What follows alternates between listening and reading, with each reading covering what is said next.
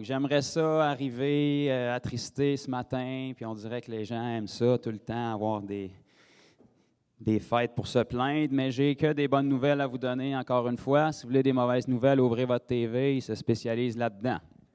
Moi, j'aimerais vous rappeler que Jésus est toujours vivant. La dernière fois que j'ai vérifié, il était assis sur le trône, il n'est pas tombé en bas de son trône, il ne s'est pas acheté un nouveau masque, il est encore inébranlable et puis on est encore dans son royaume, on est encore du côté des gagnants, on a encore les mêmes promesses, peu importe ce qui se passe sur la planète, peu importe la misère, Jésus est le même, ses promesses sont les mêmes. Et puis, dans presque les 2 derniers mois, je pourrais dire 1 mois et demi, 2 mois, on voit Dieu est à l'œuvre, puis pratiquement à chaque semaine, on voit des gens venir au Seigneur, des gens qui sont baptisés, des gens qui sont délivrés de différentes choses. Donc, de toute évidence, ils ont oublié d'envoyer le mémo à Jésus que c'était un confinement parce que lui, il a l'air d'être encore intéressé de sauver l'humanité. Il a l'air d'être encore intéressé d'être qui il est. Parce que souvent, on voudrait faire sa job, puis on voudrait qu'il fasse la nôtre, mais Dieu te dit, fais donc juste ta job, puis laisse-moi faire la mienne. Il n'y a personne de mieux que Dieu pour faire sa job, fait que laissons-le faire sa job. Dieu, c'est le Dieu qui se spécialise dans le désespoir, dans les situations désespérées, puis dans les situations qui ne peuvent qu'être réglées par une intervention divine. Mais nous, on veut le limiter. C'est trop dur pour Dieu, c'est trop, on va le fatiguer, il est débordé, il y a trop de personnes à s'occuper. Dieu se spécialise là-dedans. Mets-les dons à l'épreuve. Mets-y donc une situation impossible dans les mains, puis regarde qu'est-ce qu'il va faire avec. C'est des genres de personnes comme ça que Dieu cherche. C'est des adorateurs comme ça que Dieu cherche. C'est des enfants comme ça que Dieu cherche. Des enfants qui osent croire que leur Dieu est capable de faire des choses qu'eux ne sont pas capables de faire. Ceci étant dit, ça se fait de plus en plus rare, mais je parle à ce pourcentage-là ce matin, ceux qui croient encore que Dieu est Dieu, parce qu'on va parler de sa parole ce matin. Et puis, on va débuter dès maintenant. Attachez votre tuque, bouquez votre ceinture. Si vous êtes incrédule, c'est le temps de partir parce que ça va faire mal. On va ouvrir dans le livre des Actes des Apôtres, si vous le voulez bien. Sinon, moi, je vais y aller. Actes des Apôtres, au premier chapitre. Actes des Apôtres, qui est d'ailleurs un livre dans notre Bible qui ne se termine pas, qui n'a pas de fin encore, parce qu'il y a encore des apôtres, puis les apôtres, avant d'être apôtres, c'était des disciples. Puis les apôtres ont reçu la commission de faire des disciples, qui ont reçu la commission de faire des disciples. Fait que si l'Église est encore là, bien, le livre des Actes n'est pas terminé. Puis si Jésus n'est pas revenu chercher son Église, bien, c'est parce que l'Église est encore là. Ça veut dire que le livre des Actes, il devrait se réécrire depuis 2000 ans, puis continuer à s'écrire par les actes des disciples, les actes des apôtres, les actes des évangélistes, les actes des pasteurs et les actes de tous les enfants de Dieu depuis 2000 ans. Bon, je sais qu'il y a plusieurs pages qui restent vides depuis les dernières années parce que l'Église a l'air d'être occupée ailleurs, mais on peut recommencer à l'écrire, on peut continuer à l'écrire. Dieu veut qu'on s'investisse pour que le livre des Actes continue. Et puis, on va lire dans le chapitre 1, au verset 3. Ici, juste pour se remettre un petit peu dans le contexte, ceux qui n'ont pas dormi gros cette nuit et qui peuvent être peut-être un peu mêlés le matin, c'est le Jésus ressuscité, okay, dans un corps glorieux, qui est avec ses apôtres, ses disciples, puis qui leur parle. Fait qu'en partant, tu pars avec un setup pas pire surnaturel. Tu as quelqu'un qui est mort, qui est ressuscité, puis qui t'apparaît dans un corps physique, qui te parle, tu peux le toucher, il peut manger avec toi, mais quand ça y tente, il ressort par le mur, puis le mur ne le stoppe pas. Fait que c'est dans ce contexte-là qu'on lit. Là. C'est de ce Jésus-là qu'on parle. Là, je sais que je viens d'offenser la majorité de l'Église parce que je suis allé trop loin, là, mais c'est quand même le Jésus de la Bible, ça. Donc, ce Jésus-là, au verset 3, ça nous dit, « Après qu'il eut souffert, il leur apparut vivant. » Était-tu vivant? OK, c'est ça que votre Bible dit. Je suis content. Et leur en donna plusieurs preuves, se montrant à eux pendant 40 jours. Pas 5 minutes, pas 2 minutes, pas une journée, pas dans une grotte en Chine abstrait avec une vidéo qui griche un peu, qu'on n'est pas sûr. 40 jours à eux. La Bible nous dit à plus de 500 frères à la fois, à certains moments. Fait que pour ceux qui veulent des preuves, on en a. Et parlant des choses, j'aimerais ça que vous me disiez ce que vos Bibles disent pour être sûr qu'on est à la bonne. C'est quoi que ça dit ensuite?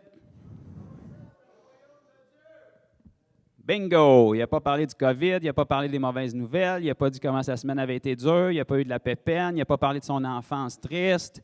Il a parlé des choses, qu'est-ce que ça dit ici? Du royaume de Dieu. OK.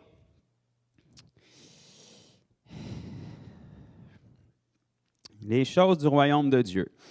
On a un Jésus ressuscité qui a eu un bonus de 40 jours qui lui a été octroyé par le Père pour passer du temps avec ses disciples. Ça serait peut-être important de se dire, là où est-ce que Jésus a investi son temps et ses speeches durant ces 40 jours-là, c'est peut-être un sujet important. Ça serait peut-être important de s'arrêter et se dire, ça se pourrait-tu que le 40 jours d'extra que Jésus a eu là, c'était une grâce que le Père lui rendait pour le 40 jours où le Satan l'a tenté dans le désert? Parce que du temps passé avec Dieu, c'est jamais du temps perdu. Pendant qu'il était dans le désert, certainement qu'il ne faisait pas de ministère. Il était en train de battre sa chair, il était en train d'écraser, puis il était en train de combattre le diable. Mais ce n'est pas du temps perdu, parce que du temps avec Dieu, c'est toujours du temps bien investi qui a une valeur éternelle.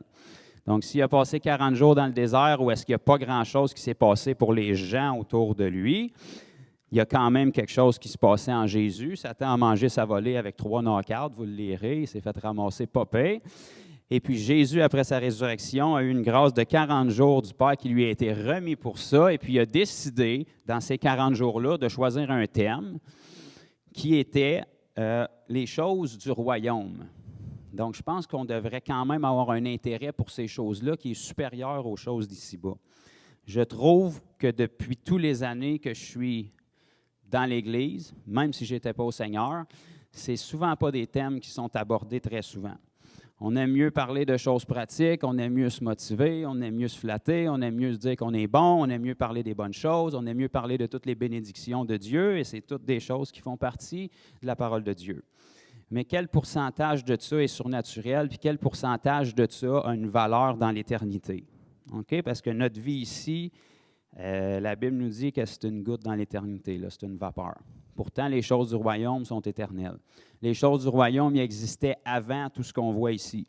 Puis après tout ce qu'on voit ici, ils vont encore être là. Ils vont encore être pareils. Ils ne sont pas ébranlés. Il n'y a pas de confinement dans le royaume, inquiétez-vous pas, tout est beau, tout va bien. Il y a un principe qui est important de comprendre dans le royaume de Dieu, c'est que dans le royaume, personne ne se soucie de lui-même. Il n'y a personne qui travaille pour son propre intérêt. Tu es là pour un but, servir celui qui est en charge du royaume, qui est le roi des rois. Je vous donne le punch, Jésus. OK? Il n'y a personne dans le royaume qui s'inquiète de ses besoins parce que dans le contrat du royaume, quand tu es là puis tu t'occupes de faire ton travail, de servir le roi des rois, tes besoins sont pourvus.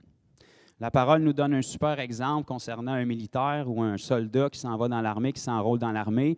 Le soldat, il ne s'occupe pas de ses besoins. Il offre son service pour sa nation et pour le service militaire et en échange, l'armée lui dit, on va pourvoir à tous tes besoins. Inquiète-toi pas, tu n'auras pas de trous dans tes bottes, tu vas avoir les meilleurs. Tu vas avoir les meilleurs pantalons, tu vas avoir les meilleures rampes, tu vas avoir les meilleurs entraînements, tu vas avoir les meilleures diètes. On ne veut pas que tu penses à ça parce qu'on veut que tu gardes le focus sur ta mission. Toi, sers l'armée, sers ton pays, puis nous autres, on va pourvoir à ce qui te manque. Ça, c'est le même principe que dans le royaume de Dieu. Dans le royaume de Dieu, il n'y a personne qui se promène au ciel en se disant « Ma paye, va-tu rentrer à temps parce que mes souliers commencent à être maganés? » C'est pas de même, ça marche. Il n'y a personne qui se dérange et qui s'occupe de ça. Tu t'occupes du but, tu t'occupes de ta mission, tu t'occupes de plaire à ton Père céleste, tu t'occupes d'adorer, tu t'occupes de louer, tu t'occupes de servir, puis Dieu prend soin de tout le reste. Donc ça, c'est un des principes du royaume, mais c'est un principe fondamental parce que maintenant que nous sommes enfants de Dieu, si Jésus a pris la peine, dans les derniers enseignements qu'il a donnés à ses disciples, qui était en fait son équipe d'élite pour poursuivre son ministère, puis il a investi le 40 jours qu'il avait avec eux pour enseigner ces principes-là, c'est parce que ça avait quand même une importance capitale. C'est parce qu'il voulait que ses disciples enlèvent leurs yeux sur les principes charnels puis de tout ce qui se passait de mauvais, parce qu'il y avait du mauvais à cette époque-là aussi. Hein? Tu sais, aujourd'hui, la persécution, c'est quand quelqu'un n'aime pas un verset biblique sur Facebook puis qu'il t'envoie une bêtise. Dans la Bible, la persécution, c'est quand quelqu'un n'aimait pas ce que tu disais puis tu recevais une brique sur le bord de la tête. Puis ça, c'était mollo. Ça, c'était quand il n'était pas trop fâché. Si ça allait plus loin, il te découpait, il te brûlait ou il faisait bien les affaires qu'on ne parlera peut-être pas ce matin, mais c'était ça que les gens s'engageaient dans la parole. Fait que si tes yeux sont sur les choses d'ici-bas puis ne sont pas dans les choses du royaume, tu ne pourras jamais progresser puis tu vas constamment être découragé. Parce qu'à chaque épreuve, tu vas penser que Dieu t'a oublié. À chaque épreuve, tu vas dire, mais qu'est-ce qui se passe? Puis tu vas utiliser la Bible comme des formules magiques, puis des coups de baguette pour essayer de tasser l'épreuve, alors que tu es supposé d'avoir tes yeux en haut, puis dès le moment où tu lèves tes yeux en haut, bien, Dieu peut prendre soin des choses qui sont ici-bas, puis tu peux traverser à travers l'épreuve, puis dire, où la prochaine? Parce que tu vas plier comme toutes les autres. Parce que tout genou va fléchir, toute langue va confesser que Jésus est Seigneur, puis je m'adonne à le croire. Donc, je voulais juste établir ça en partant. Un des principes du royaume, et Dieu semble avoir un grand intérêt à ce qu'on comprenne les choses du royaume, puis qu'on fixe nos yeux sur les choses du royaume. D'ailleurs, comme Sœur Poulet l'a mentionné, il a dit « Levez vos yeux, enlevez vos yeux d'ici-bas, que vos pensées soient nourries des choses de Dieu, pas des choses charnelles. Et puis, à ce moment-là, vous allez porter du fruit, parce qu'on le sait, l'homme est toujours le fruit de ses pensées. Ce qu'un homme pense, tôt ou tard, il va devenir. Il peut le résister un certain temps, mais ce qui anime tes pensées va dicter comment tu deviens. Ce qui anime tes pensées va dicter ce que tu dis. La bouche parle par l'abondance du cœur. Si tu nourris tes pensées avec du mauvais, ça va descendre à un moment donné dans le cœur, ça va produire des mauvaises paroles, puis ça va produire des mauvaises actions. C'est pour ça d'ailleurs que la Bible nous enseigne de garder notre cœur plus que toute autre chose. Dieu ne te dit pas qu'il va garder ton cœur, il te dit, toi, garde ton cœur. Toi, fais le ménage. Toi, fais attention à ce que tu écoutes. Toi, fais attention à ce que tu regardes. Toi, fais attention où est-ce que tu mets tes pensées. Parce que si tes pensées sont constamment sur des choses charnelles, tu vas produire que des fruits de la chair. Vous irez lire dans Galates 5, on n'en veut pas. On veut produire les fruits de l'esprit. L'esprit vient du royaume de Dieu. Donc, quand on lève nos yeux sur les choses du royaume, on va commencer à penser comme Dieu, puis on va produire les fruits de l'esprit. Si on veut ça. Parce que dire que tu es chrétien, ça ne change pas personne. Vivre comme un chrétien, ça change la vie des gens. Ça attire des persécutions. C'est ça qu'on veut. Ouais, Sœur Poulain a failli lâcher un amen. Pas besoin de prier pour les persécutions. Vivez pieusement, vivez comme un vrai chrétien, puis ils vont arriver. Ça, c'est votre baromètre pour savoir que vous vivez correctement. Vous vivez suffisamment bien pour Dieu, pour déranger les gens du monde. OK, on décolle pour vrai. On rouvre dans Jean. Jean, le chapitre 10.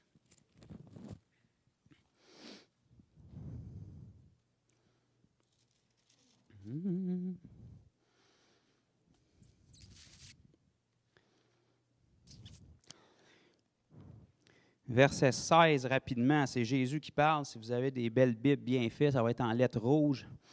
Jésus va dire, « J'ai encore d'autres brebis qui ne sont pas dans cette bergerie. » Amen. Ça, c'est bon pour nous autres. Ça parlait de nous autres. Celles-là, il faut que je les amène. Elles entendront ma voix et il y aura un seul troupeau et un seul berger. Avancez au verset 23. Ça nous dit ici, Jésus se promenait dans le temple sous le portique de Salomon. Il ne faisait rien de mal, il faisait juste se promener. Mais parce qu'il vivait comme un bon chrétien, sa vie dérangeait. Donc, juste se promener, regardez bien, les Juifs, ça les dérangeait, puis ils disent au verset 24, « Les Juifs l'entourèrent et lui dirent, « Jusqu'à quand tiendras-tu notre esprit en suspens? Si tu es le Christ, dis-le-nous franchement. » Jésus leur répondit, « Je vous l'ai dit, et vous ne croyez pas. Les œuvres que je fais au nom de mon Père rendent témoignage de moi. Mais vous ne croyez pas, parce que vous n'êtes pas de mes brebis. » OK. Verset 27, ça dit, « Mes brebis entendent ma voix, je les connais et elles me suivent. Je leur donne la vie éternelle et elles ne périront jamais et personne ne les ravira de ma main. » Amen. C'est la Bible, fait quand même, il faut faire avec. On revient, on porte une petite attention au verset 27. Jésus lui-même, encore une fois, « Mes brebis entendent ma voix, je les connais. » Qu'est-ce que ça dit ensuite? « Elles me suivent. » Qui suit qui? Les brebis suivent Jésus. OK. C'est sûr qu'on le comprenne bien, là, ce n'est pas le contraire. Les brebis suivent le berger. Le berger, c'est Jésus. Les brebis, bien, c'est ceux qui entendent la voix et qui suivent. OK? Parce que tout le monde peut entendre, mais ce n'est pas tout le monde qui suit. Dans un troupeau, il y a des boucs et il y a des brebis. Tu peux crier dans le troupeau, tout le monde entend. Ceux qui suivent, c'est les brebis. Les boucs sont peut-être bien beaux, sont bien fins, mais ils ne suivent pas. On va laisser un petit malaise, là.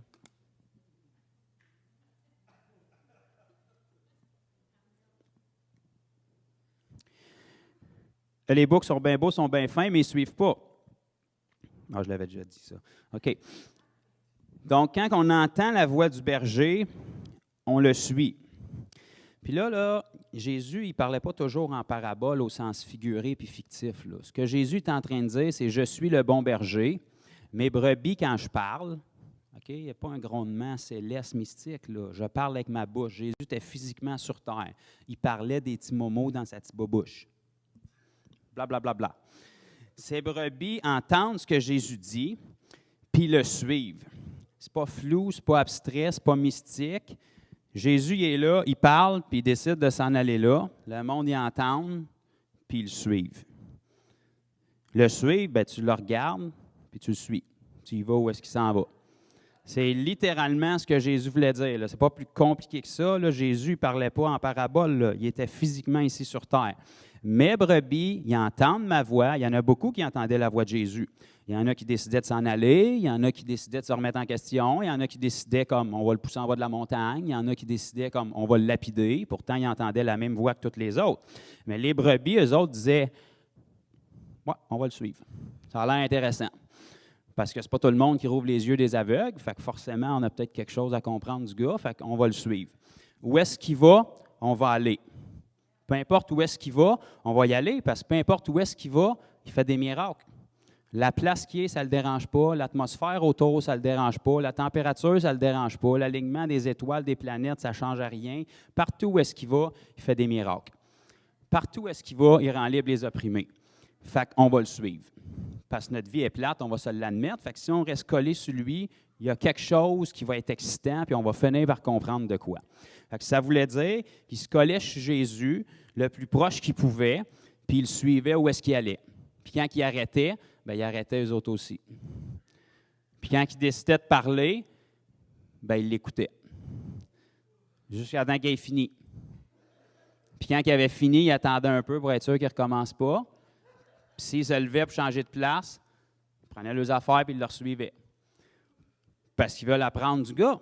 OK? C'est ça que ça veut dire, le suivre. C'est aussi simple que ça. Je ne sais pas pourquoi on a compliqué les choses, mais ça ne change pas aujourd'hui. C'est encore le même principe. Jésus est encore le bon berger, puis on est encore ses brebis. Et puis le suivre, ce n'est pas plus abstrait et mystique aujourd'hui que ça l'était à l'époque de la parole, parce qu'eux, à l'époque de la parole, l'avaient physiquement. Mais ils voyaient en direct ce que Jésus faisait. Nous, on l'a tout répertorié d'avance. On sait déjà ce à quoi ça ressemble la vie de Jésus, puis on sait déjà ce à quoi ça ressemble le suivre. Le suivre, ça veut dire partout où est-ce que Jésus va, tu y vas. Ça veut dire que tout ce que Jésus fait, partout où est-ce qu'il va, tu es impliqué. Parce que tu es témoin de ce qu'il fait, puis tôt ou tard, si tu le suis, tu vas finir par faire la même affaire. Parce que quand vous étiez dans le monde, vous l'avez déjà entendu, qui s'assemble se ressemble. Tu prends quelqu'un, tu regardes ses 3-4 meilleurs chums, puis dans 5 ans, tu sais où est-ce qu'il est, tu vas être à peu près à la même place que ses 3-4 meilleurs chums. Parce que qui s'assemble se ressemble, ils parlent des mêmes choses, ils vivent les mêmes choses, puis ils s'inspirent l'un de l'autre, puis ils vont à la même place. Ça peut être bon comme ça peut être pas bon. OK, on va continuer dans quelques pages plus loin, dans Jean 12, au verset 25. Je pense que c'est encore Jésus qui parle. Oui, c'est ça. Jésus, dans Jean 12, verset 25, va dire « Celui qui aime sa vie la perdra. » Il devait être mêlé un peu. Non, c'est ça. « Celui qui aime sa vie la perdra. Et celui qui est sa vie dans ce monde la conservera pour la vie éternelle. » Ah, bon, c'est un échange quand même. Tu sais, on dit souvent que le salut est gratuit, mais ça te coûte ta vie. Bien, c'est gratuit dans le sens où ça n'a jamais été ta vie de toute façon. Depuis ta naissance, tu pensais que c'était la tienne, mais dans le fond, c'est une grâce qui t'a donnée. Tu as décidé de l'utiliser pour toi, mais ça n'a jamais été la tienne. Fait que ça te coûte ta vie, mais c'est gratuit dans le sens où elle n'était pas à toi de toute façon. Fait que c'est une vie contre un autre. Fait que si tu perds ta vie ici-bas, tu gagnes la vie éternelle. OK? Ça ne parle pas de juste croire que Dieu existe, ça ne parle pas d'avoir déjà lu la Bible, ça ne parle pas même d'avoir répété une prière ou 2 prières, ou ça ne parle pas même de faire toutes des bonnes choses, des bonnes aumônes, d'être gentil, de sentir bon, d'être bien peigné, puis de savoir où lever les mains dans chaque champ. Ça parle de perdre ta vie pour gagner la vie éternelle. Si quelqu'un me sert, qu'il me suive. Ah, ben là, on a déjà la réponse direct là. Fait que le servir, c'est le suivre. Et là où je suis, là aussi sera mon serviteur. Ça s'éclaircit pas mal clair, là. Si quelqu'un me sert, le Père l'honorera. Ça, c'est un verset de la parole, là, mais là, il y a du stock là-dedans. Si quelqu'un me sert, OK, ça veut dire que ce n'est pas tout le monde qui va vouloir ou qui va être intéressé. Mais s'il y en a, mettons, un matin qui serait intéressé, si quelqu'un me sert, qu'il me suive. Fait que suivre, on a lu dans le verset précédent ce que ça voulait dire. On va le définir encore plus, mais Jésus va dire, là où je suis, là aussi sera mon serviteur. OK? Parce que celui qui suit Jésus, c'est son serviteur. Donc, il sert Jésus. Un serviteur, ça sert. Si tu suis Jésus, tu sers Jésus. Donc, le serviteur va être où est-ce que... OK. Si quelqu'un me sert, si, dans le fond, c'est conditionnel. Ça veut dire que ce n'est pas automatique. Il y a une condition. Si quelqu'un me sert, le Père l'honorera. Donc, si quelqu'un ne le sert pas, OK.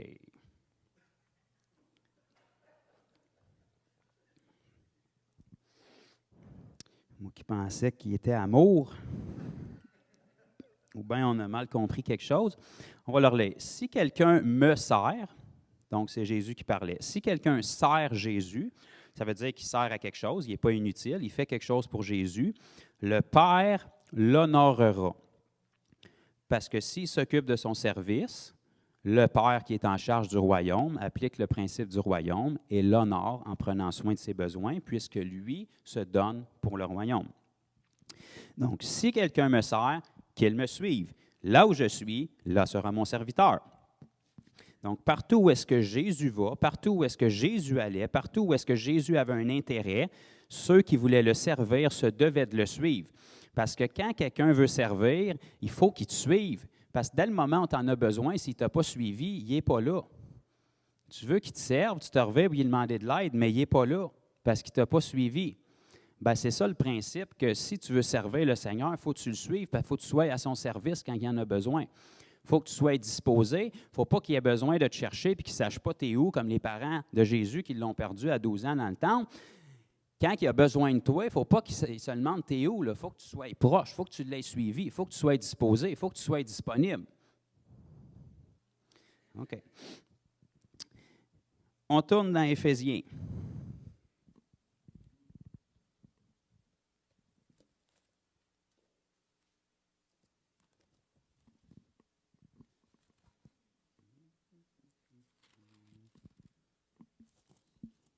Éphésiens, chapitre 5. Bon. Là, je veux m'excuser d'avance. Ça se peut que j'offense beaucoup de croyants, mais je vais juste lire la Bible. Ça nous dit dans Éphésiens 5, les 2 premiers versets. Devenez, c'est un verbe à l'impératif, là. Devenez donc les imitateurs de Dieu. C'est écrit. J'ai juste lu ce qui est écrit. Comme des enfants bien-aimés et marchez dans la charité à l'exemple de Christ qui nous a aimés et qui s'est livré lui-même à Dieu pour nous comme une offrande et un service de bonne odeur. OK. Donc ici, Paul va dire aux Éphésiens, commençons au verset 1, « Devenez donc les imitateurs de Dieu. » Ce n'est pas de l'arrogance, c'est un commandement. Devenez donc les imitateurs de Dieu. Dieu ne peut pas nous demander de faire quelque chose qu'on est incapable de faire. Certainement dans nos capacités, oui, mais Dieu ne s'est jamais appuyé sur nos capacités. Ça a toujours été sa grâce puis son esprit en nous qui nous rend capables, qui nous donne le vouloir et le faire, qui nous donne la capacité. C'est par la grâce, au moyen de la foi, qu'on peut tout accomplir. Par la grâce, au moyen de la foi, qu'on peut être sauvé. C'est par la grâce, au moyen de la foi, qu'on peut être guéri, qu'on peut être délivré, qu'on peut faire des miracles, qu'on peut faire avancer le royaume. C'est toujours sa grâce au moyen de la foi. Le problème, c'est que sa grâce est toujours disponible, mais il y a de moins en moins de foi. OK. Dieu dit ici, « Devenez donc les imitateurs de Dieu, comme des enfants bien-aimés. » Donc, c'est certain qu'un enfant, sa figure d'autorité, puis celui qui l'inspire, c'est son papa puis sa maman. Donc, un enfant bien-aimé va regarder à son Père céleste et puis il va chercher à devenir comme lui. C'est sa figure paternelle, c'est le modèle qu'il a dans sa vie. Tristement, dans le monde brisé dans lequel on vit, c'est souvent pas des bonnes figures parce que le papa ne connaissait pas Dieu, lui-même a été abusé, lui-même a eu une vie brisée, donc il ne peut pas reproduire autre chose dans la vie de son enfant que ça. C'est triste, c'est malheureux, c'est pas ce que Dieu veut, ça n'aurait jamais dû être comme ça, mais on est né brisé dans un monde brisé. C'est pour ça que Jésus est venu pour réparer les pots cassés puis amener un autre royaume. Donc, il dit, devenez les imitateurs de Dieu. Pourquoi? Parce que Dieu a toujours été le même. Dieu n'a jamais été brisé, il n'a jamais été dans un monde brisé, il est encore tout à fait correct. C'est l'alpha et l'oméga, le commencement et la fin, il est éternel, il ne change pas, il est le même hier, aujourd'hui, éternellement le même. Donc, si on veut devenir un imitateur de Dieu, on ne peut pas se tromper, il n'est pas changeant, il n'est pas bipolaire, il n'est pas dépressif à l'automne, ça ne change pas, il est tout le temps le même. OK? Donc, ce Dieu-là, on peut s'appuyer dessus. Ce Dieu-là, il n'est pas flou, il n'est pas abstrait, il n'est pas mystique, il n'est pas les voies de Dieu sont impénétrables, mon frère. Non, le mystère est révélé. Il nous a donné sa parole, il nous a donné la révélation, puis il nous permet d'avoir son esprit pour le connaître. S'il est mystérieux puis tu ne le connais pas, ce n'est pas de sa faute. Cherche, tu vas trouver. Demande, tu vas recevoir. Cogne, on va ouvrir. OK? Donc, ce Dieu-là, bien qu'il est extraordinaire et qu'il veut qu'on l'imite, il nous a même facilité la tâche encore davantage parce que naturellement, nous, on a un problème en ce moment, on est des êtres humains. On est limité par ça ici. C'est peut-être un petit peu pratique pour ici-bas, mais c'est vraiment pas pratique pour les choses de Dieu parce que ça nous limite, c'est un corps. Ça a des limites, puis ça a de la chair, puis ça ne pense pas comme Dieu. Donc, c'est pour ça qu'on ne doit pas fonctionner avec ça. Mais ce Dieu-là qui est infiniment grand a pris une forme comme la nôtre pour venir se révéler à nous, qui était Jésus, qui était le corps que Dieu s'est fait, qui a pris une forme comme la nôtre, puis qui s'est mis sous les mêmes paramètres que nous. Il s'est mis humain comme nous, avec de la chair, des os et du sang, puis il est venu vivre, pas dans un monde parfait, dans un monde qui était aussi brisé que celui qu'on voit aujourd'hui, puis il est venu nous montrer comment est-ce que notre Père céleste vit dans un corps humain avec les mêmes limitations que nous, et il est venu nous donner ce modèle-là afin qu'on puisse être des imitateurs de Dieu, puisque Dieu s'est révélé à nous dans une forme qu'on peut comprendre, qu'on peut imiter, qu'on peut suivre, qu'on peut saisir. Je suis plus excité que vous autres, là. Colossiens 1,15, si vous voulez tourner, on va voir cette forme-là, ce qu'elle était. La Bible nous dit, dans Colossiens 1,15, ça nous dit que, ça nous parle de Jésus naturellement ici, il est l'image du Dieu invisible. Okay? Une image, c'est visible, donc c'est l'image visible du Dieu qui est invisible. Donc, Dieu nous demande d'être ses imitateurs, mais il ne veut pas rester invisible, parce que c'est dur d'imiter quelqu'un qui est invisible, OK? Ça devient ton opinion, là. Mais il s'est rendu visible par Jésus, le Fils, qui nous dit qu'il est l'image du Dieu invisible, le premier-né de toute la création. Le premier-né, c'est le principe que c'était le premier avant les autres. Les autres, bien ça, c'est moi, vous, si vous voulez, ça dépend de vous, mais le premier-né était Jésus, et il était l'image visible du Dieu qu'on ne peut pas voir. Donc, il s'est révélé à nous sous une forme qui nous démontre Dieu. La Bible nous dit d'ailleurs dans Hébreux 1,3, si je ne m'abuse, qu'il était le reflet de sa gloire et l'empreinte de sa personne. Pour avoir un reflet, ça prend quelqu'un. Sinon, ça devient bizarre, là. Okay? Donc, si tu as une personne, tu vas avoir un reflet. Si tu as une empreinte, il y a quelqu'un en arrière de l'empreinte. L'empreinte, ce n'est pas la personne, mais tu sais qu'il y a quelqu'un en arrière de l'empreinte qui est venu la poser. Ça, c'est la personne. Donc, Jésus était le reflet de Dieu puis l'empreinte de la personne de Dieu. Il est venu se révéler à nous pour qu'on comprenne qui est Dieu, c'est quoi le cœur de Dieu, puis qu'est-ce que Dieu s'attend de nous en tant qu'humains dans notre corps ici-bas. Jésus était le premier-né. Nous, on est devenus, la Bible nous dit qu'il n'y a point eu honte de nous appeler ses frères et ses sœurs. Donc, on est devenus des fils de Dieu. La Bible nous en parle dans Jean 1, 12. Tous ceux qui ont reçu son esprit, à ceux qui ont cru en lui, il leur a donné le pouvoir de devenir fils de Dieu, filles de Dieu, des frères et des sœurs de Jésus lui-même, qui lui était l'image de Dieu. Donc, le frère est à l'image du frère et le frère qui est premier-né était à l'image de Dieu. Donc, il nous a rendus à son image puisqu'il nous a restauré ce qu'on avait perdu. Et si vous allez dans les premières pages de votre Bible, dans Genèse 1,26, ça dit qu'il avait créé l'homme à son image et à sa ressemblance. Donc, Jésus est venu pour restaurer ce que l'ennemi avait détruit et il commence par nous, sa création. Alléluia! Donc, ce Jésus-là, il était l'image visible du Dieu qu'on ne peut pas voir. Donc, quand on regarde à Jésus à travers sa parole, parce qu'elle nous est répertoriée d'une manière très claire à travers 4 évangiles, 4 personnes, 4 milieux différents qui nous donnent des détails. Fait que si tu ne comprends pas, c'est parce que tu ne veux pas comprendre. Okay? C'est clair, c'est dépeint, c'est précis, c'est même en français. Tu n'es pas obligé d'apprendre le grec. Donc, ce Jésus-là, ça veut dire que s'il était l'image visible du Dieu invisible, tout ce que Jésus faisait était la théologie parfaite et représentait le Père. C'est d'ailleurs pourquoi Jésus disait « Je ne fais rien de mon propre gré, tout ce que je fais, c'est ce que mon Père fait. Je ne fais que reproduire ce que mon Père fait. Mes œuvres rendent témoignage de qui est mon Père. » Okay? Donc, en regardant Jésus, on sait exactement qui est Dieu, puis on est appelé à imiter Dieu. Donc, si Jésus était Dieu manifesté dans la chair, sa parfaite volonté, bien, il veut qu'on imite Jésus. Et si on imite Jésus, on va devenir des imitateurs de Dieu, et c'est ce que Dieu s'attend de nous. C'est pour ça, d'ailleurs, que Jésus nous demande de le suivre. Une brebis, ça suit. Un bouc, ça entend, puis ça boque. Une brebis, ça entend, puis ça suit. Ça ne s'ostine pas, ça ne donne pas son opinion, ça ne cherche pas la boîte de commentaires, ça suit. D'accord, pas d'accord, ça suit. C'est pas toi le berger. Le pot ne dit pas au potier, pourquoi tu m'as fait de même? Tu n'existerais pas si tu n'aurais pas fait. Tu n'es pas en mesure de dire pourquoi tu m'as fait de même. Tu existes, remercie-le, puis deal avec. Il devait en savoir plus que toi. Parce qu'avant qu'il mette sa main sur toi, tu étais juste un tapon d'argile, tu n'étais rien. C'est lui qui t'a formé pour faire quelque chose. Okay? Il n'y avait pas de vie. Avant que Dieu souffle dans Adam, ça restait une belle sculpture. Point. Ça prenait la vie de Dieu en lui. Donc, Adam n'avait pas à se plaindre à Dieu, pourquoi tu m'as fait de même? Tu m'as fait, c'est déjà bien en masse, je n'existerais pas sans toi. Okay? Donc, en regardant Jésus, on comprend la théologie parfaite de Dieu, on comprend le cœur de Dieu. Et si on suit Jésus, le suivre, c'est constant, là. C'est pas « Ah, je l'ai suivi, là, je suis ailleurs, mais là, je reviens de temps en temps. » Non, si tu es une brebis, tu le suis. C'est constant. Comme Jésus est éternel, c'est un contrat constant. OK?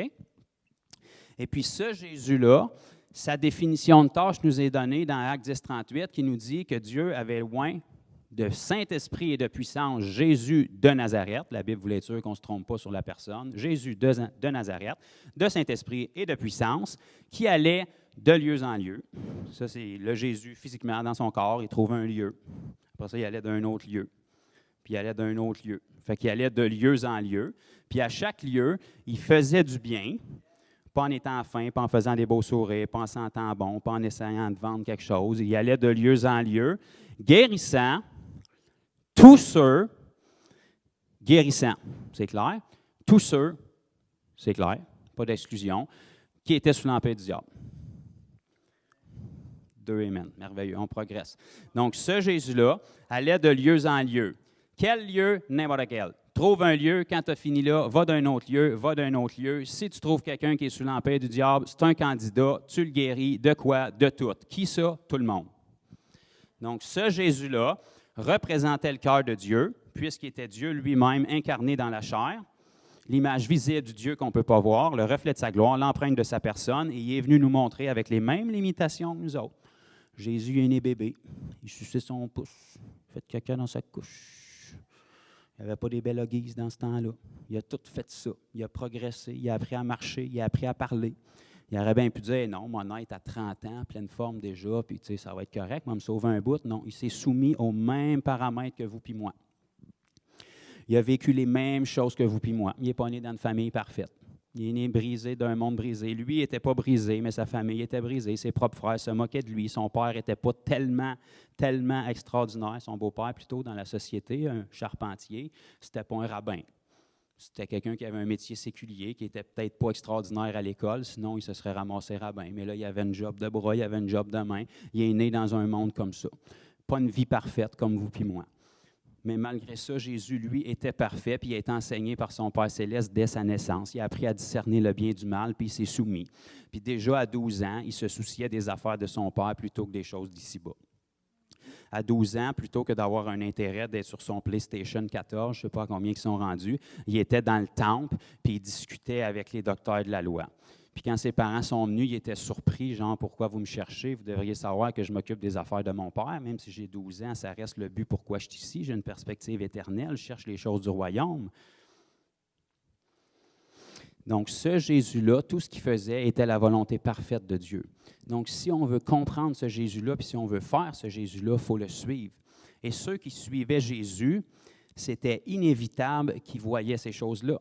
Ils voyaient Jésus aller de lieu en lieu, on a 4 évangiles qui nous le démontrent, et qui guérissaient tous ceux qui étaient sous l'empire du diable.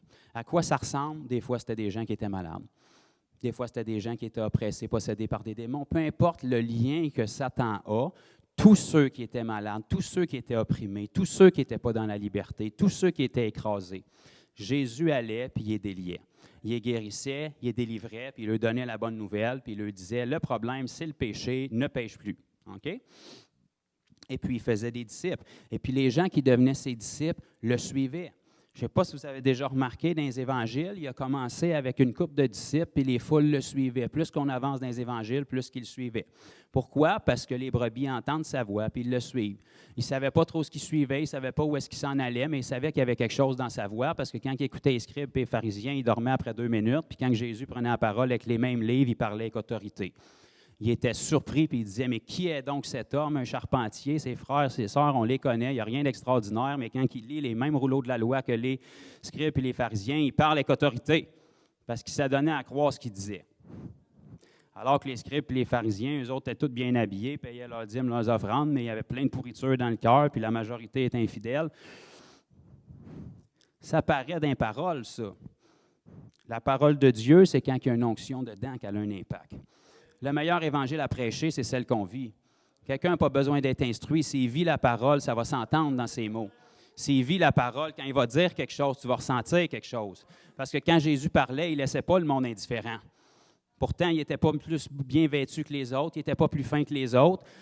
Il n'avait même pas étudié sous le grand Gamaliel, qui était le rabbin de l'époque. Il n'avait rien fait de ça. Mais dès le moment où il rouvrait la bouche, les gens n'avaient rien à faire des circonstances, puis ils étaient prêts à se coller, puis à envahir une maison complète, mais un quartier complet, juste pour pouvoir entendre ce qu'il y avait à dire. Puis ils restaient collés là, les brebis. Parce qu'ils entendent la voix du maître, ils savent reconnaître qu'il y a quelque chose là-dedans. C'est l'esprit qui parle à mon esprit. Ce n'est pas intellectuel, ce n'est pas de la chair, ce n'est pas endormant, ce n'est pas plate. Ça vient me chercher, ça allume quelque chose en moi. Mon esprit est capable de discerner que c'est la vérité.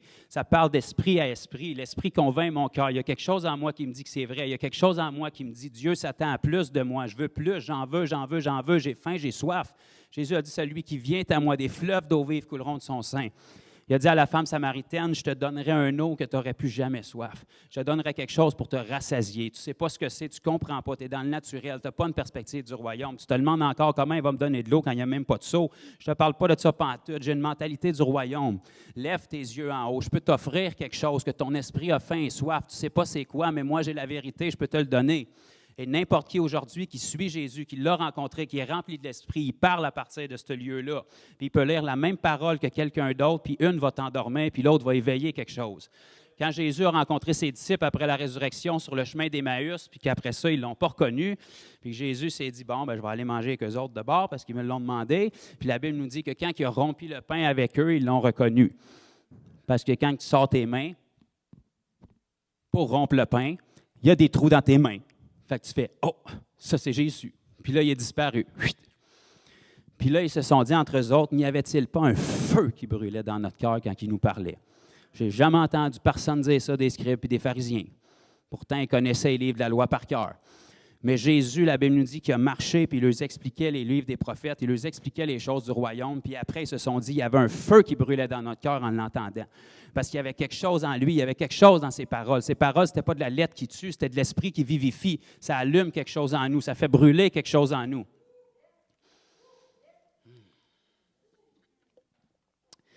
Alléluia!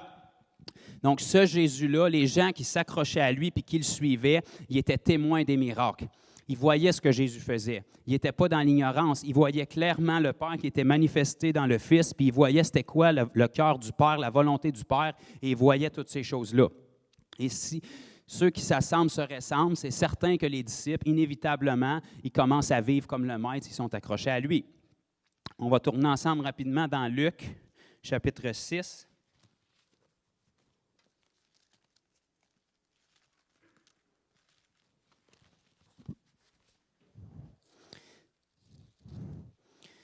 Dans Luc 6, c'est encore Jésus qui parle.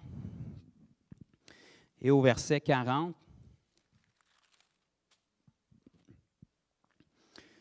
Luc 6, 40, Jésus va dire, « Le disciple n'est pas plus que le maître, mais tout disciple accompli sera comme son maître. » Avez-vous la même version que moi?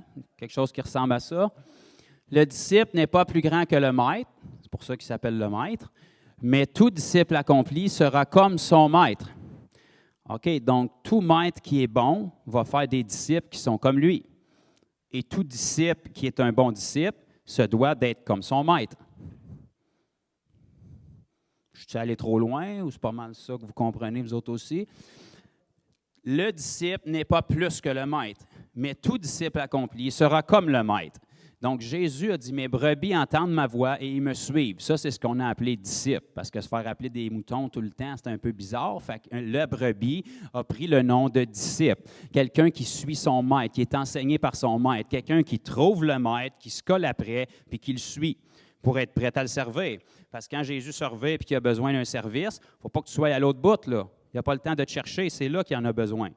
Si tu veux servir en tant que serviteur ton maître, il faut que tu le suives. Fait que tu suis Jésus, puis tu es témoin de tout ce qu'il fait, puis tu le regardes aller, puis tu dis, c'est mon maître, puis la raison que le maître choisit un disciple, c'est parce qu'il veut que le disciple le succède et fasse la même chose. Parce que tout bon maître reproduit un disciple qui est comme lui. Donc, tout disciple accompli sera comme son maître. Donc, le maître étant Jésus, tout ce que Jésus faisait, il s'attend à ce que ses disciples le fassent. Si le disciple ne fait pas ce que le maître fait, il y a quelque chose qui cloche. Tu t'enlignes plus d'enranger des boucs que des brebis, là, parce que les brebis qui suivent le maître, c'est inévitable qu'ils vont faire comme le maître. Parce que ce que le maître fait, ce n'est pas ambigu, là. Il n'a pas fait un miracle une fois comme ça, là. C'est que ça.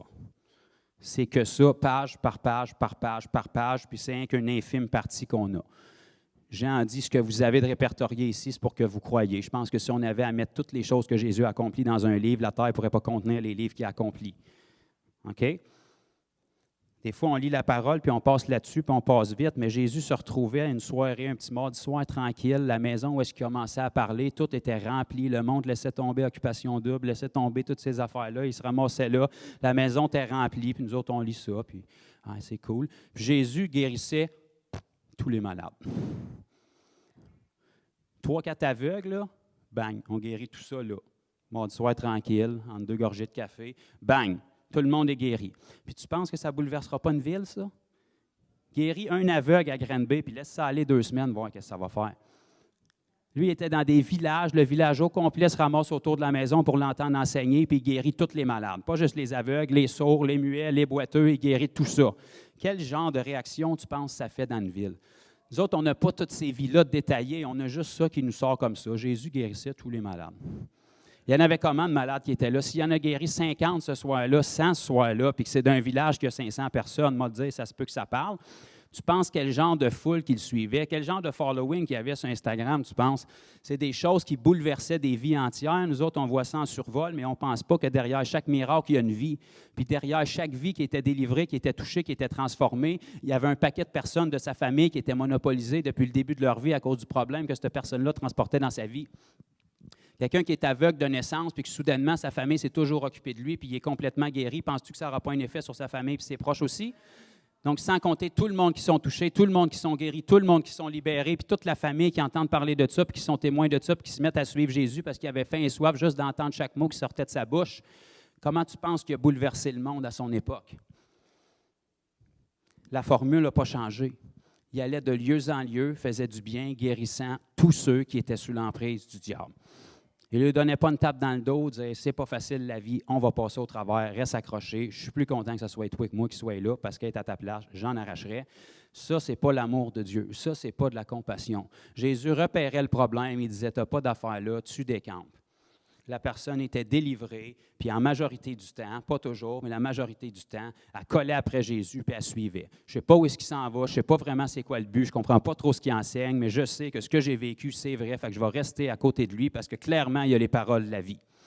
À un moment donné, Jésus s'est levé et il a dit, j'ai trop de followers, je vais faire un petit peu de ménage, fait que je vais leur lâcher une craque comme si tu ne manges pas ma chair et tu ne bois pas mon sang, tu ne peux pas être mon disciple.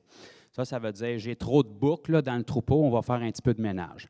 Puis d'ailleurs, j'ai des brebis qui sont chambranlantes, fait qu'on va faire encore du ménage. Fait que tu lâches une citation comme ça, la majorité s'en aille. Parfait, là, on va fonctionner avec ceux qui sont prêts à aller de l'avant. Parce que ceux qui ont resté après que Jésus a dit ça, ils ne comprenaient pas plus que les autres ce que Jésus venait de dire. La Sainte Seine n'était pas établie encore. Là. Manger sa sœur puis boire son sang, pour un Juif en plus, c'était vraiment bizarre. Ce que Jésus voulait faire pour faire le ménage, là, c'est je vais lâcher quelque chose de tellement weird que personne ne peut comprendre, mais on va voir ceux qui veulent rester accrochés parce que Dieu ne te demande pas de comprendre, te demande de suivre.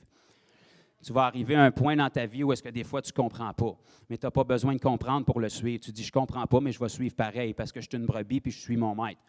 J'y ai fait confiance dans le passé pour les choses que je comprenais, je vais y faire confiance même dans les choses que je ne comprends pas. Fait que ceux qui ont resté accrochés à Jésus, même si Jésus avait dit ça, Pierre a même dit à Jésus d'une manière polie, « On ne comprend pas, nous autres non plus, ce que tu viens de lâcher là, mais où irions-nous? C'est toi qui es parole de la vie. » On en a trop vu pour lâcher. Fait que même si on ne comprend pas ce que tu viens de dire, on va rester accroché pareil parce qu'on ne peut pas renier ce qu'on a vu. Bien, à un moment donné, il faut que ça soit ça pour nous autres aussi. Oui, mais je voulais suivre Dieu, mais les dinosaures, je ne comprends pas, puis, mais les extraterrestres, je ne suis pas... tu vas-tu le suivre ou tu ne le suivras pas? Attends-toi pas de comprendre Dieu du jour au lendemain, là. Sinon, tu serais Dieu. C'est une lourde tâche. Tu as de la misère à passer à travers ta propre semaine en regardant ton nombril. Imagine si tu en aurais 7 999 999 999 à t'occuper. Reste avec ta vie, là. Enligne-toi sur le Seigneur, trouve-les, repère-les, marque-les sur ton GPS, colle-toi après, puis suis. Là où il est, là sera son serviteur. Puis tu es un disciple si tu le suis, si tu es une brebis puis tu n'es pas un bouc, si tu es un arbre qui porte des fruits puis pas un arbre à feuilles comme le figuier que Jésus a maudit, parce qu'il n'y avait pas de fruits. Il y avait des belles feuilles, mais il n'y avait pas de fruits. Puis Jésus l'a maudit. Y a-tu de quoi de plus poche qu'un bel arbre qui n'a pas de fruits quand tu as faim? Y a-tu de quoi de plus poche qu'un nuage, pas de pluie? Tu sers à quoi? Un nuage, tu t'attends qu'il va y avoir de la pluie pour servir à quelque chose. Un arbre, tu t'attends qu'il va y avoir des fruits. Dieu s'attend à ça de nous.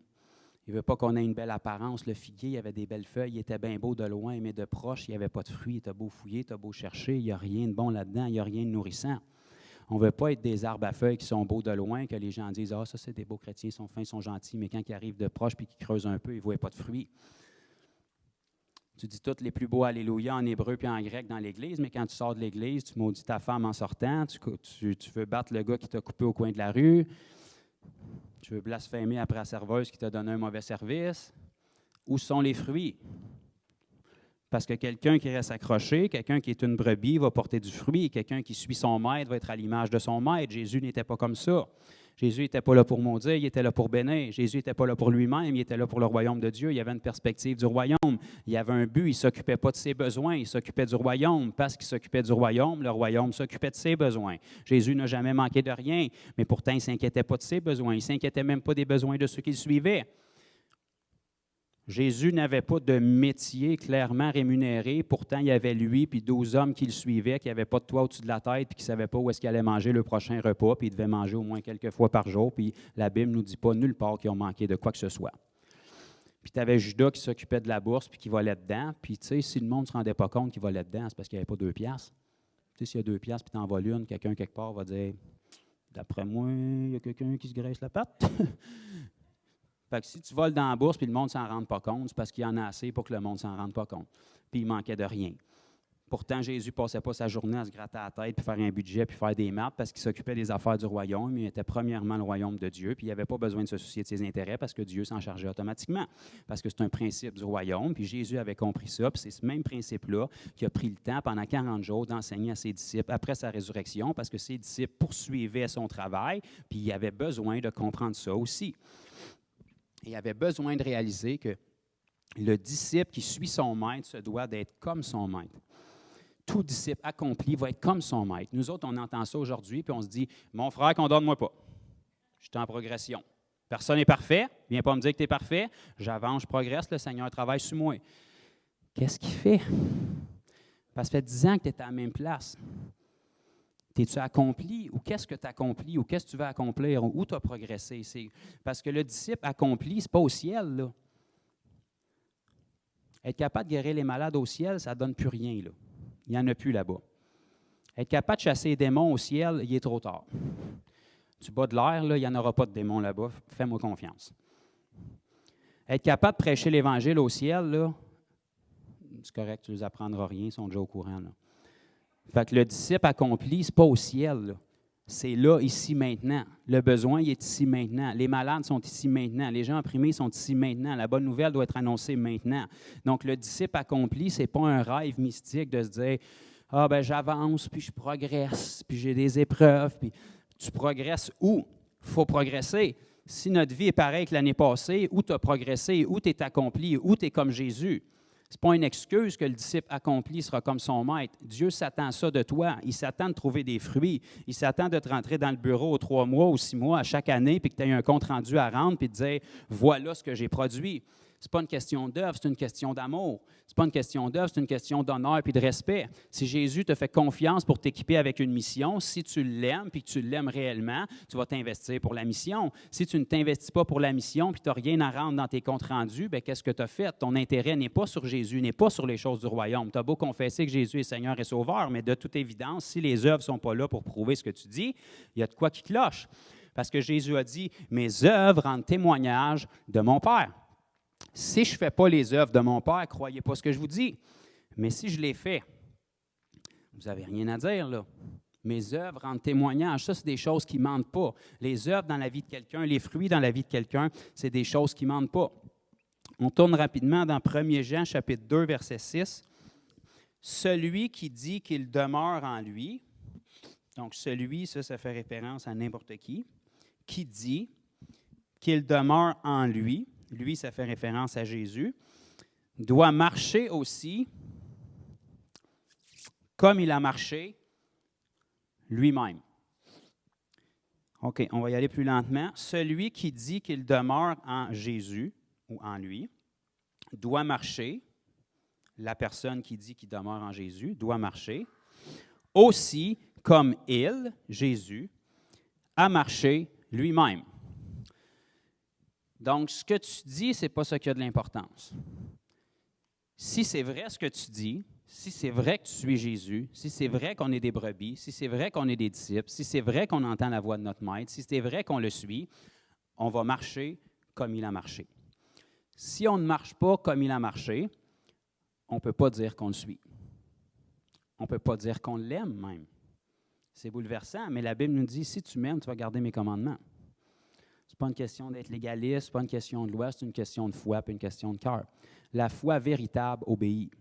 De la foi biblique, regardez, étudiez-les, cherchez, puis vous reviendrez m'en parler, c'est toujours de l'obéissance.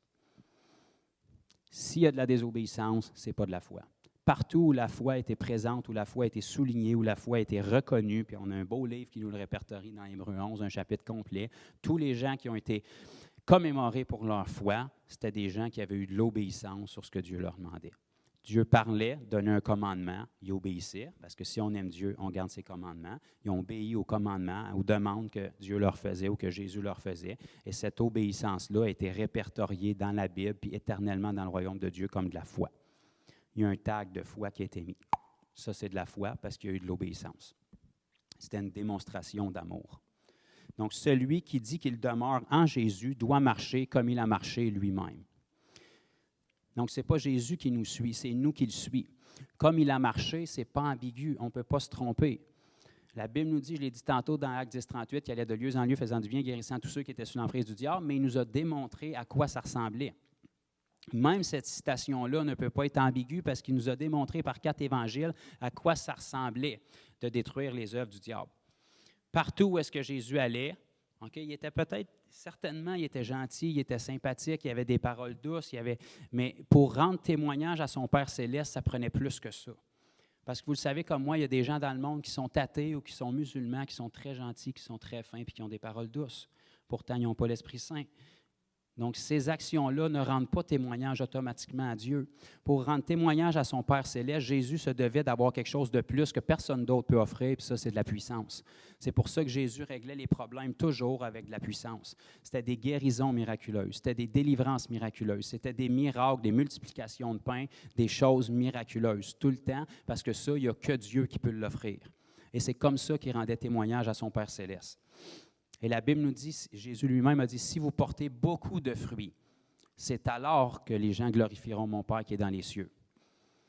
Donc, c'est pour ça que Jésus, s'il nous a choisis puis qu'on est des brebis, il s'attend à ce qu'on porte du fruit parce qu'on le représente maintenant. Si les gens rejettent Jésus, c'est parce qu'ils n'aiment pas le Jésus que vous avez dans votre vie. On doit porter des fruits qui vont glorifier notre Père qui est dans les cieux, en sorte que quand les gens goûtent à notre vie, les fruits sont tellement là, sont tellement matures. On parle de Galates 5:20, les fruits de l'esprit, l'amour, la joie, la paix, la patience, la bonté, la bienveillance, la douceur, la tempérance, la maîtrise de soi.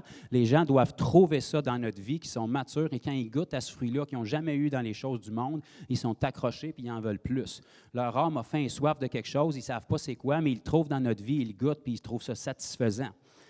Mais outre ces fruits-là, la Bible nous dit dans Matthieu 5 aussi que votre lumière brille ainsi devant tous les hommes. Okay? Ça ne parle pas d'une petite fois cachée dans ta chambre personnelle pour avoir peur d'offenser quelqu'un. Jésus a dit que votre lumière brille ainsi devant tous les hommes afin qu'ils voient vos bonnes œuvres. Fait que les fruits ici, on ne parle pas seulement des fruits de l'esprit, on parle des œuvres. Puis les œuvres, on ne parle pas des bonnes œuvres comme les gens du monde font, qui est à dire de nourrir les gens, de les vêtir, bien que c'est très bien et qu'il faut le faire, c'est naturel.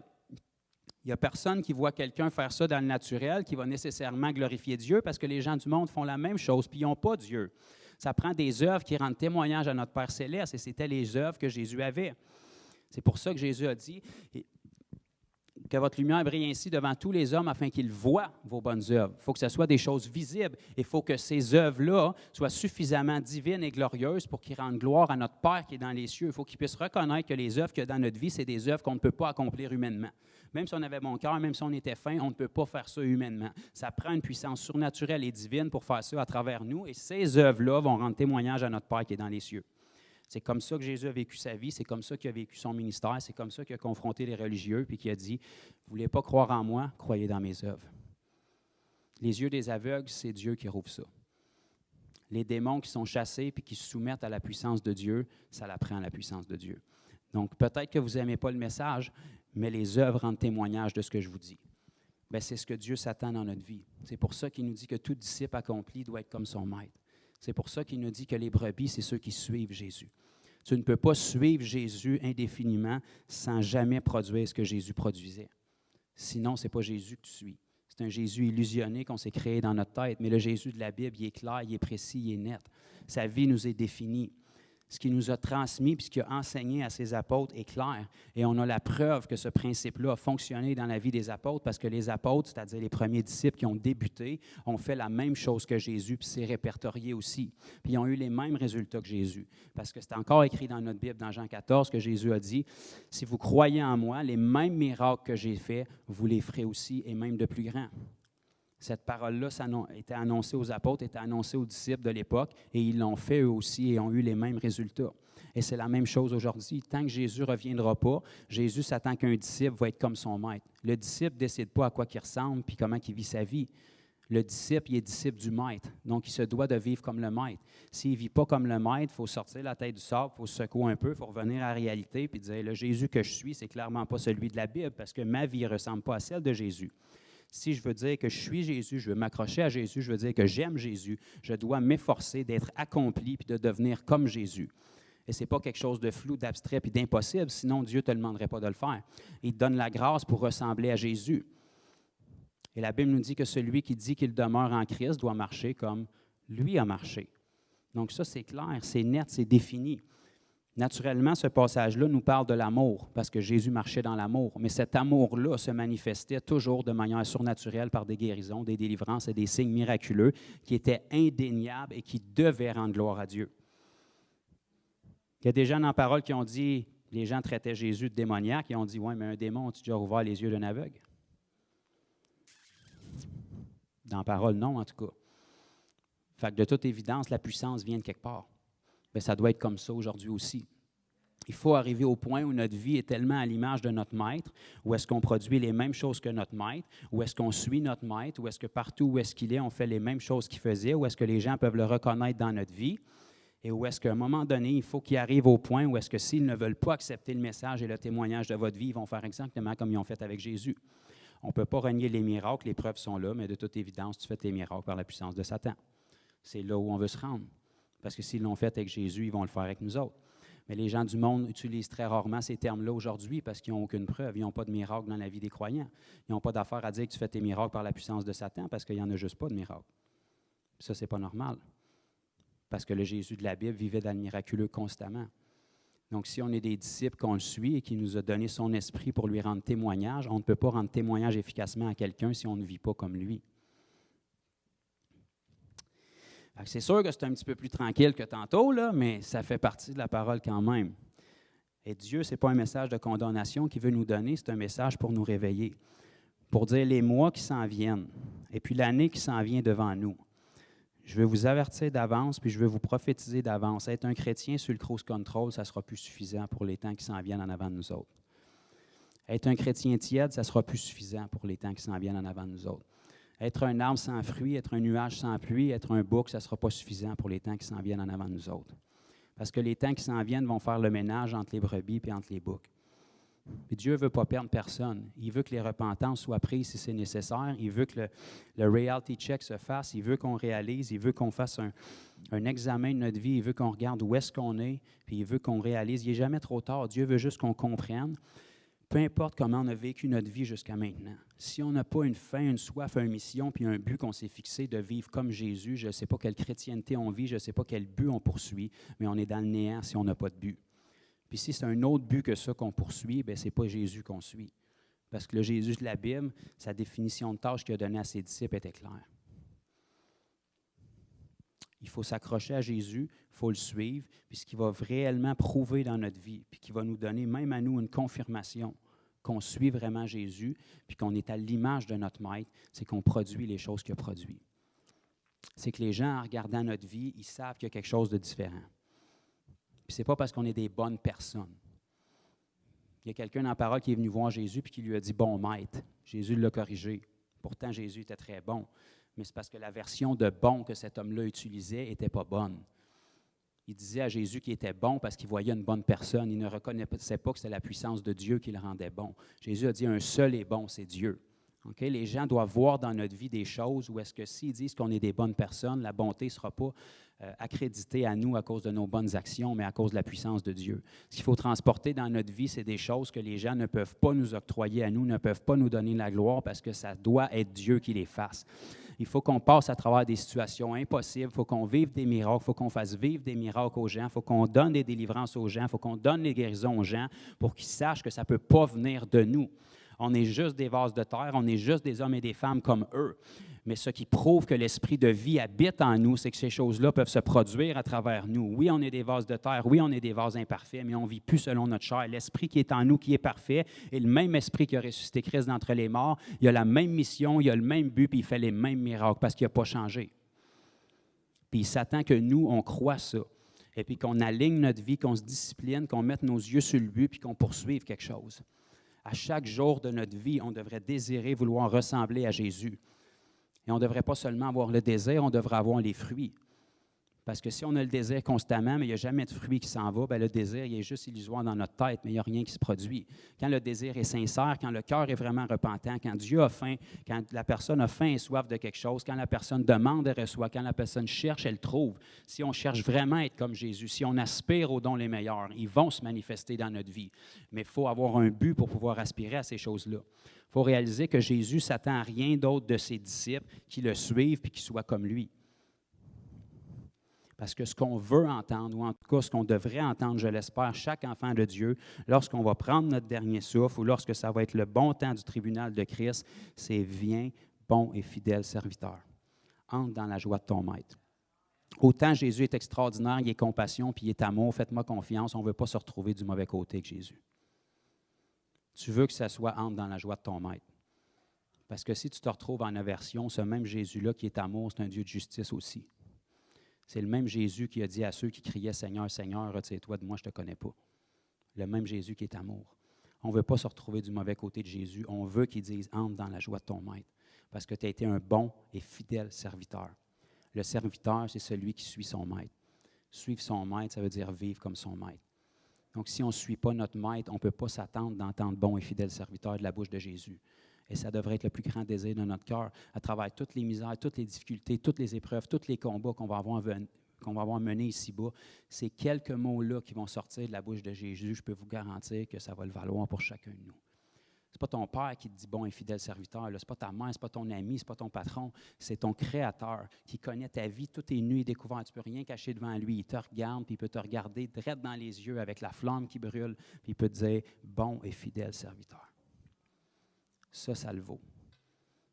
Ça vaut toutes les difficultés. Ça, c'est ce qui doit être notre but qu'on se fixe tous les matins. Ça, c'est ce qui doit être la flamme qui pousse notre vie, ce qui donne le zèle à nos pieds. Puis la Bible nous dit que le zèle à nos pieds, c'est l'Évangile. Donc, si on n'a pas à cœur d'annoncer l'Évangile en puissance, on passe à côté, puis on n'aura pas de zèle à nos pieds, on ne poursuit aucun but, on est flottant, on va nulle part. On est comme des étoiles qui sont perdues dans la nuit la plus sombre et on va nulle part. Dieu ne veut pas ça. Dieu veut qu'on ait un but. Puis ce but-là qui nous donne le zèle à nos pieds de le poursuivre, c'est l'Évangile, c'est la bonne nouvelle, puis tous les signes qui viennent avec. C'est de la seule façon qu'on va être capable de dire réellement et sincèrement qu'on suit notre Maître. Yeah!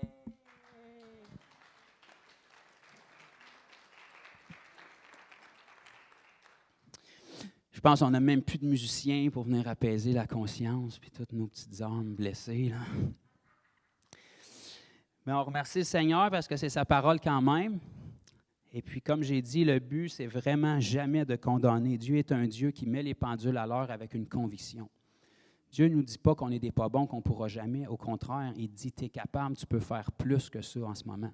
Je t'ai donné la capacité, le vouloir et le faire de faire plus que ça. Une correction en cours de parcours, une nouvelle direction, un ajustement du parcours, ce n'est pas mauvais. Au contraire, c'est bon. Si tu es dans le champ, tu t'en vas d'un dead-end, que tu t'en vas dans une route qui est coupée, tu veux avoir la correction, tu veux tourner, tu veux revenir sur le droit chemin avant qu'il soit trop tard.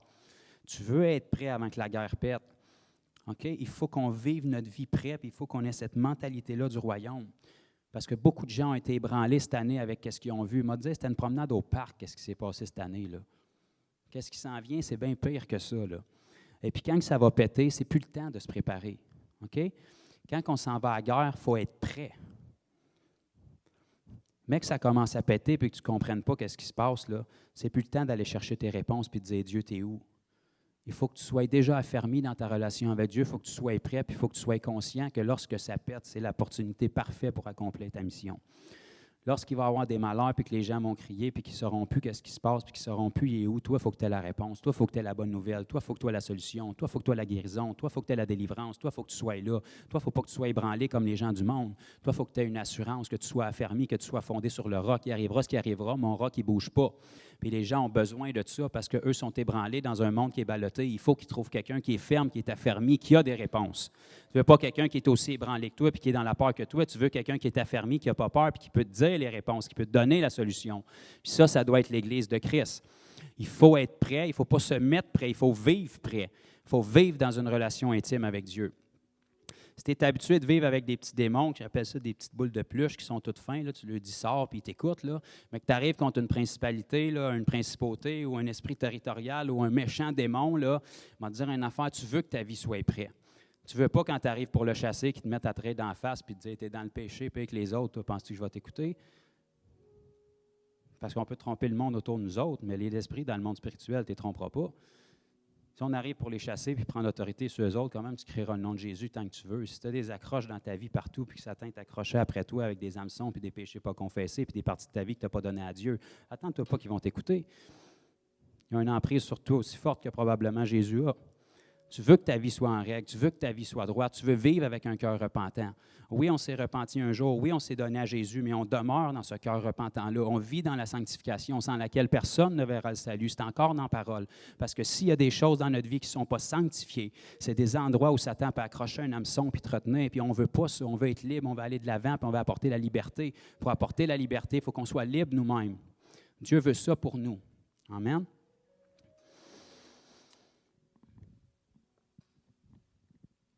Père, je te remercie pour ta parole, Père. Je te remercie pour ton esprit, parce que sans la révélation de ton esprit, sans ton esprit qui fait son œuvre de conviction sur nous, il n'y aura jamais de transformation.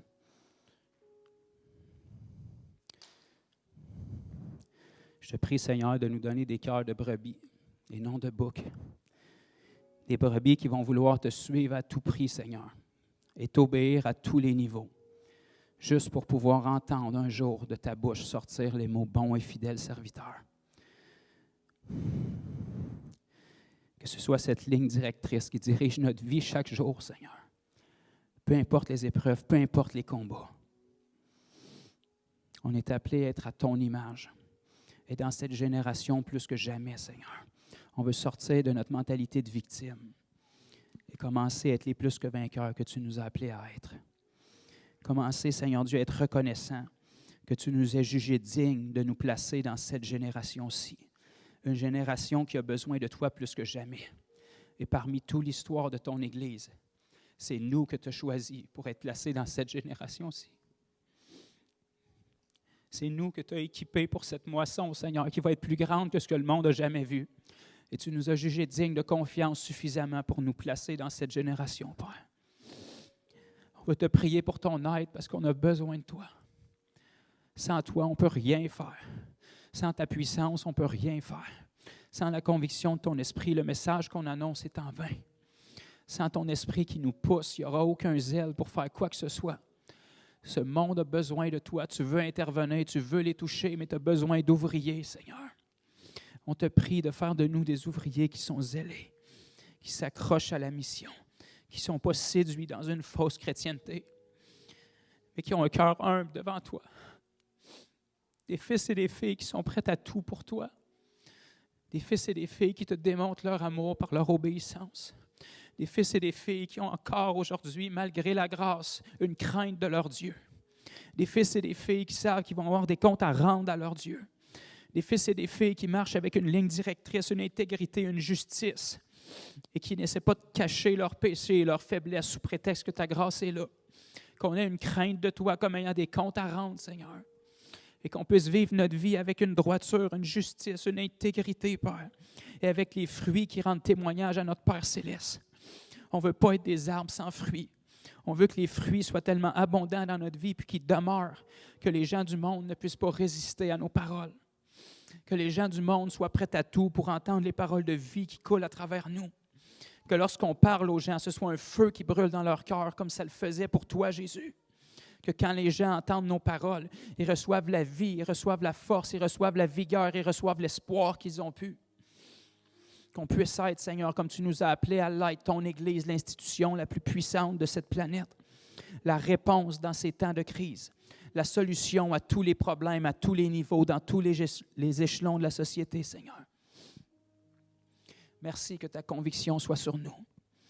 Merci de nous réorienter, de nous corriger, d'adresser notre ligne de conduite, Seigneur, pour qu'on cherche ta face plus que jamais et pour qu'on s'efforce d'avoir des examens de conscience pour pouvoir te rapporter les fruits.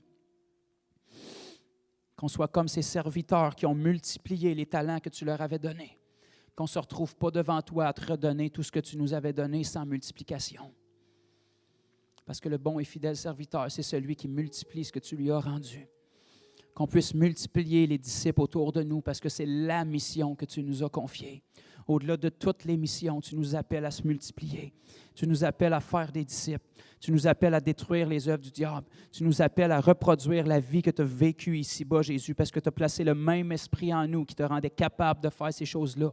Tu l'as placé en nous avec la même autorité, la même puissance et la même mission.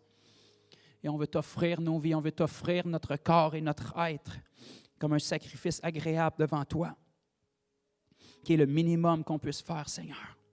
On veut mener durement notre corps, comme l'apôtre Paul le disait, pour qu'il se soumette à ta parole et pour que notre vie soit un témoignage, pour que notre lumière brille ainsi devant tous les hommes, afin qu'ils voient ces bonnes œuvres glorieuses, ces bonnes œuvres de puissance, ces bonnes œuvres miraculeuses, pour lesquelles seul toi peux être l'auteur, Père. Merci d'agir dans nos vies. Merci de transformer. Merci d'enlever toute l'ivraie qui est là. Merci d'enlever toute désobéissance qui est là. Merci de nous donner des cœurs de disciples, des cœurs de serviteurs, des cœurs qui désirent te suivre, qu'on comprenne ou non qu'on connaisse la fin ou non. On s'accroche à toi et on te fait confiance que notre vie est entre tes mains, car où irions-nous? C'est toi seul qui as les paroles de la vie. Merci, Seigneur, de nous venir en aide à chacun de nous. Sans toi, on ne peut rien faire. Mais avec toi, on peut tout par celui qui nous fortifie. Et c'est ce que tu t'attends de nous. Tu ne t'attends pas d'un peuple qui ne fait rien. Tu t'attends à un peuple qui peut tout, qui te rend témoignage. Merci, Jésus. Alléluia. Je veux prier globalement comme ça pour tous les besoins qu'il peut y avoir ici. Que ce soit des blessures, que ce soit des maladies, que ce soit des oppressions. Ce ne sera tellement pas moi qui va le faire que je vais juste dire un nom, puis ça va être le nom de Jésus. Le nom devant qui genou va fléchir, tout genou va fléchir, toute langue va confesser. Le seul médiateur entre Dieu et les hommes, le seul nom qui a été donné aux hommes par lequel nous pouvions être sauvés, guéris, délivrés, ça va être Jésus. Si vous avez un besoin ce matin, peu importe ce que c'est, si c'est physique, si c'est des oppressions, peu importe qu'est-ce que c'est, faites juste lever vos mains, puis je vais déclarer le nom de Jésus. Puis je fais assez confiance à mon Dieu pour qu'il intervienne et qu'il agisse dans vous. Si vous avez quoi que ce soit qui est un problème maintenant dans votre vie, qui est une douleur, lorsqu'on va avoir prié, attendez quelques secondes et puis testez votre corps. Testez si la douleur était stable, testez ce qui vous faisait mal, ce qui vous troublait. Et puis, lorsque ça va être parti complètement ou si vous voyez une amélioration, si c'est parti, baissez vos mains. Si vous voyez une amélioration puis c'est encore là, laissez vos mains levées puis on va le refaire. Mais Jésus va vous libérer. Fait qu'à 3, je vais juste relâcher le nom de Jésus parce que Dieu n'a pas besoin de rien de plus que ça. Ce n'est pas Joe qui le fait, c'est même pas vous qui le faites, c'est Jésus qui le fait. Père, tu vois les besoins qui sont ici de chacun et on te fait confiance. On sait que ta présence est ici, que ta présence s'est manifestée par ta parole. Et chaque besoin qui sont ici, que ce soit physique, spirituel en ce moment, chaque oppression qui peut être là. Je viens contre toi. 1, 2, 3. Jésus. Merci, Jésus. Merci pour ce que tu fais dans chaque corps en ce moment. Dans chaque trouble de santé, dans chaque douleur, dans chaque blessure, dans chaque oppression, dans chaque confusion qui peut être dans la tête des gens, dans chaque oppression qui ne vient pas de toi, qui mine leurs facultés. Satan, t'es défait maintenant.